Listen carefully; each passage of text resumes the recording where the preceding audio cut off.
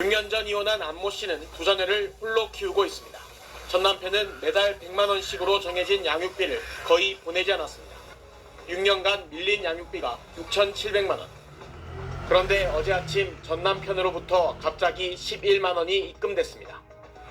양육비 선지급제 신청을 막으려는 시도로 보입니다. 이제는 화가 안 나요. 그냥 기 막히기만 해요. 몰랐는데 역시는 역시구나. 진짜 주기 싫구나. 애들 한 명당 5만 5천 원으로 그냥 끝내고 싶구나. 양육비 선지급제는 양육비를 못 받고 있는 한부모 가정에 정부가 미성년 자녀 1인당 최대 월 20만 원씩 지급하고 비양육자로부터 추후 회수하는 제도입니다. 양육비를 받기 위해 소송 등 노력을 했는데도 직전 3개월간 또는 정한 횟수에서 3회 연속으로 양육비를 한 푼도 받지 못했고 중위소득 150% 이하여야 신청 자격을 얻습니다. 석 달 내에 비양육자가 조금이라도 돈을 보냈다면 신청 자격이 없습니다.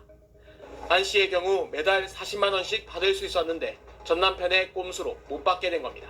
한 달에 만 원, 10만 원 뭐 이렇게만 보내도 선지급제에서 제외되니까 나머지는 안 보내도 되겠다 이렇게 생각하는 사람도 많을 거고.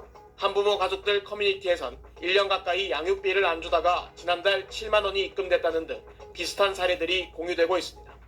여성가족부는 제도 시행 이후 비정기적이고 악의적인 양육비 지급 사례 등을 검토해 추가 지침을 마련하겠다고 밝혔습니다. 올해 선지급제로 수혜를 입을 미성년 자녀는 최대 13,500명. 이들이 피해를 보지 않도록 악의적인 꼼수 지급, 소액 지급을 걸러낼 명확한 기준이 필요합니다. 또 선지급 양육비를 제때 회수할 수 있도록 채무자 재산 조회 등 시스템 구축도 서둘러야 합니다. SBS 정성진입니다. A씨는 재작년 이혼하고 두 아이를 혼자 키웁니다. 전 남편은 처음 몇 달 양육비를 보냈지만 점차 뜸해지더니 연락이 끊겼습니다. 밀린 양육비가 3,600만 원. 처음에는 슈라슈라 하면서 문자 보내고 더욱더 연락 안 되고 좀 심적으로 힘들기도 했고요. 양육비 이행 명령을 신청하면 명령을 받기까지 통상 6개월에서 1년, 그래도 안 되면 구금 등 감치 명령을 받아낸 다음에야 운전면허 정지 같은 행정 제재를 할 수 있었습니다. 지난해 9월부터 감치 단계 없이 행정 제재를 내릴 수 있게 절차가 간소화됐는데 오늘 첫 적용 사례가 나왔습니다. 여성가족부는 양육비 미지급 부모 157명에 대해 출국 금지와 운전면허 정지, 명단 공개 등 195건의 행정 제재를 내렸습니다. 밀린 양육비는 평균 5,800만 원, 최악의 경우 3억 2천만 원을 안 주고 버틴 부모도 있었습니다. 이 가운데 한 명은 이행 명령 뒤 단 5개월 만에 제재를 받았습니다. 기존엔 2년 이상 소요됐는데 크게 단축된 겁니다. 제재는 빨라졌지만 그래도 계속 버틸 경우 강제 집행권 없는 양육비 이행 관리 기간은 손쓸 방법이 없다는 점이 문제입니다.